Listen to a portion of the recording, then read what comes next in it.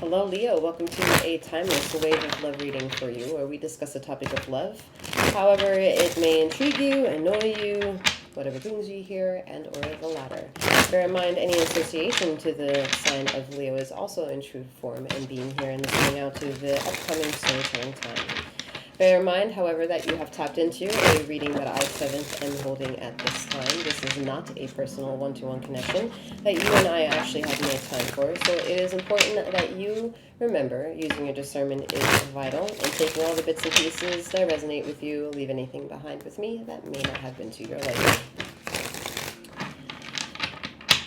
The energies of Bastet, who this channel is dedicated for, is going to carry forth the conversation in regards of however she deems to have that conversation.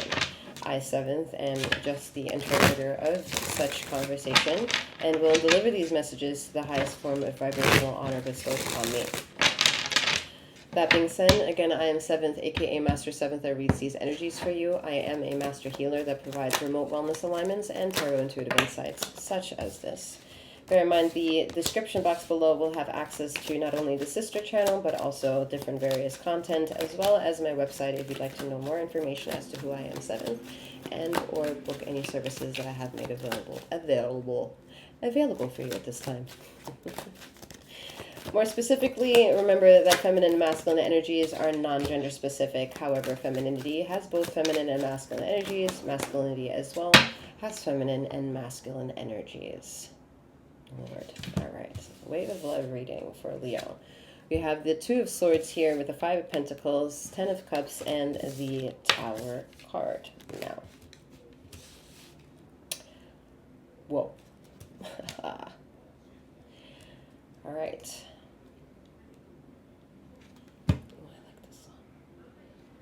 Okay.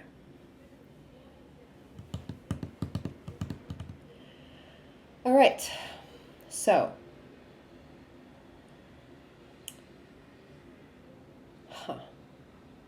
you know,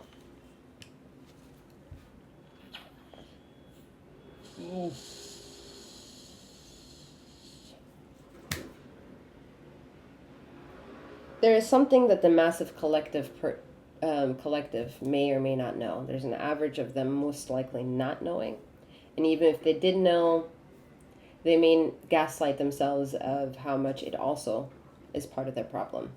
And part of this problem is to know that time has fucking changed, or a time literally has changed, whether that's shorter, faster, whatever the fuck it is. It's changed. Time has changed. So the way things are being recalibrated, we talked about it, like we talked about it? Huh? It sounded like we talked about it, but I did say re-talked about it, like that makes sense. Okay, so timing is off, as so is my words. Okay. If the timing is off, and it's being said that it's the right time, then whatever is old is being gone, or anything old will be reformed into new, or new will be reformed. There are so many aspects, but trifecta is like the best run-of-the-mill I'm hearing, all right? Things unfold in the magic of threes. We have 369, Tesla energy, sustainable energy, free Wi-Fi, free technology, free light, all that shit. And then yet we're still paying gas bills, all right? So there is a reality that's pressing, and then a reality that's absolutely a slave to knowing what should be fucking free. And right now, we're all part of that majority of that problem, part of the narrative, right? We're part of the narrative of being the problem because we keep paying our bills, right? We keep having to do all these things when there is supposed free energy, free source out there, and we can't live off the land and we can live off of this thing. But no, law and order says, nah, do your due diligence, pay your taxes. We will use them to give back to the people. And the people are like, no way. I think I'm better off at taking my money and giving it back to myself than giving part of my money to you and having you gaslight me that it's going to come back in return to me. That's not the case. So if that's the case, my journey from here to there should have been megafold, a billion times better than the actual hurdles you keep putting in my way. And for New Yorkers, it's the fare going up more and more and more and more. And like food all over the place. worse and worse and more expensive and this. And then we live in a world where now what was formerly illegal cannabis is now legal cannabis, and now but raw milk is still illegal. Make it make sense. Why is this here? Because by golly, the emotional part of ourselves that are private, that are resolute, that are often created because we have an attraction to some version of living out a story, right? However you would like to participate in this game of life. And then there are averages of the same routines that every person may have to uphold in order to also be able to create this lifestyle.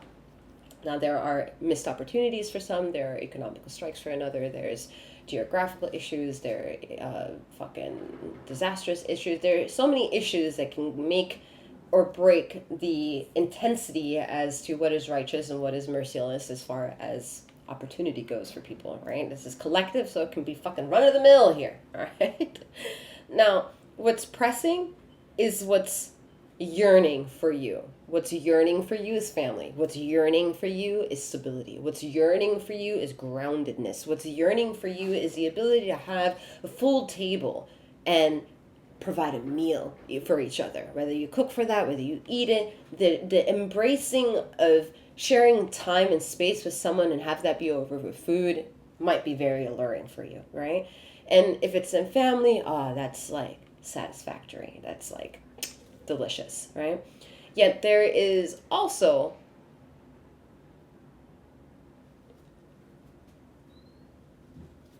a version in the stratosphere of who you are that says, excuse me, hello, yeah, me, yeah, hello, hi, yeah, me, what about fucking me? And you're like, no, I don't have time for that. Or no, I don't have time for that. Or just wait, I don't have the money. And you're like, hello, what about me? Like, no, I don't have time, I don't have time. I have to be there for that person. This person needs me, this person needs me, this person needs me. But this energy is like, hello, what about me? And its fuse is just about shot. Like, it's about shot. So shot, the tower's here. And be like, bitch, please. I'm gonna come in and rule this fucking world because all this shit is me. There's only so much more of a distraction you can have of me without having the need to return back to me, to feed me, to nourish me, to guide me, to assist me. Me. And some of you are like, no, Ben. And you're like, no, me.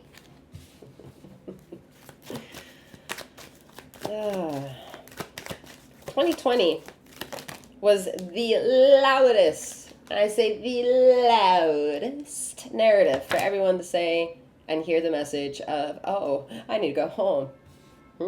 Right? And then what happened? What did you find out being told the only thing that you get to do?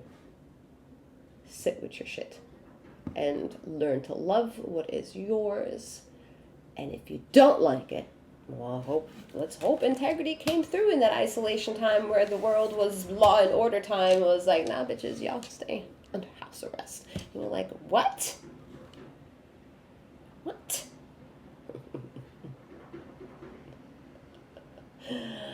Oh, it's so not funny and so fucking funny at the same time. I get it. All right. So the lesson was to learn about what the year 2020 would be in your rear view mirror, in your 2020 vision, moving on from that timeline. And then reflecting back on that timeline and then seeing that 2020 vision again for everything before that timeline. And if you're that freaking, try not to take offense, this nerd trying to figure out the facts to see what's right and what's wrong, let me tell you, women, remind you of something, all right? All the facts in the world are still just part of the light. They also have to come from some processing mechanism, which is called the dark, all right? The black box where everything and anything can be found within an airplane, right? That box that comes with everything. Bastet is the ruler of that, All right, she's the ruler of the womb. All right, but she doesn't like shit in reality compressing in your reality because you're crying, you feel resistance, you feel all this political strife. She comes in and rocks the fucking house when it comes to emotions. That's when you yearn for emotional redemption. Yearning, pleading, hug me, validate me, compliment me, love me. Oh, Lord. What a headache. King of Swords. What a headache. It's a bing and like ow. You know, it's like ow. Not funny. But yeah. Whew.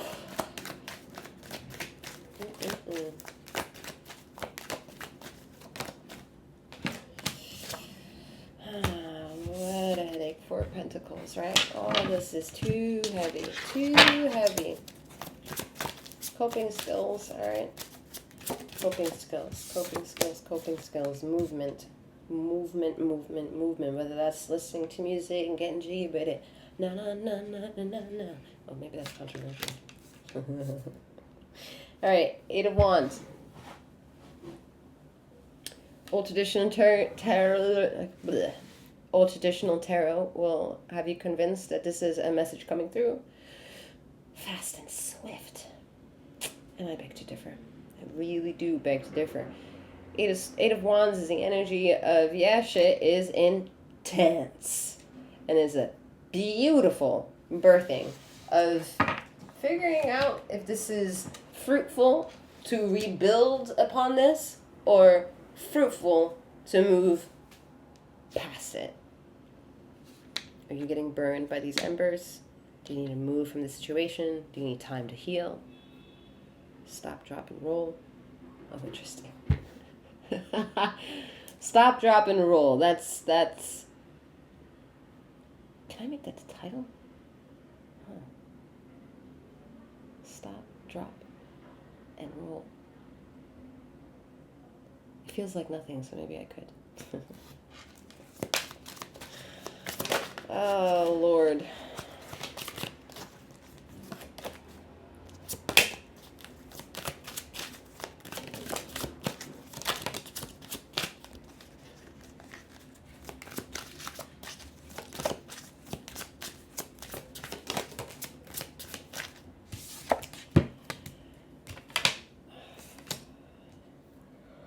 Oh, man. The world has been very unkind and unfair, right? The world here with the 9 of Swords and the 6 of Swords. But there's a reason for it. There's a reason that Earth energy has the timeline of her own liking, which is absolutely ignorant and forever arrogant to the likes of anything that travels on her seas, on her lands, and in her stratosphere of thought. It's absolutely pointless to her. And that is the attitude you're about to learn about yourself. Because the things that time does not heal is that time does not heal wounds. Perspective does. Perspective. Just like the quote leaves a perception that time heals all wounds. But perception is what heals. All right? And you are on a very, very, very, very deep and personal relationship with learning that lesson right now.